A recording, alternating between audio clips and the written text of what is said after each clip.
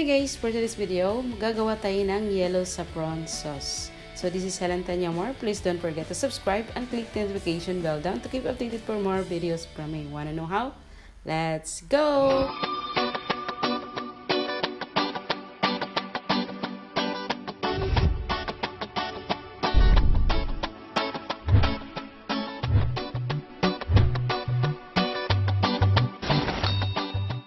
Ingredients, kailangan natin ng roast water, saffron yellow nuts or the coloring na yellow.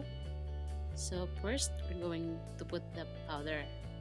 Pagkatapos, ilalagay natin yung saffron. Hindi lang kasi alam nyo guys, mahal po yan. And then, lalagyan natin ng hot water. Tapos, i-mix natin. Tapos pagkatapos natin ma-mix, ang susunod naman natin ay lalagyan na natin ng roast water. By the way, shout out to my new friend, Jory and Ami, and to Ginny. So, ganun lang kabilis guys. Tapos pwede nyo ilagay sa taas ng kanin, sa manok, o sa iba pang putahin lulutuin nyo dito sa Kuwait or sa ibang bansa.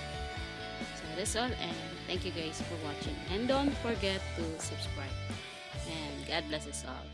Bye-bye.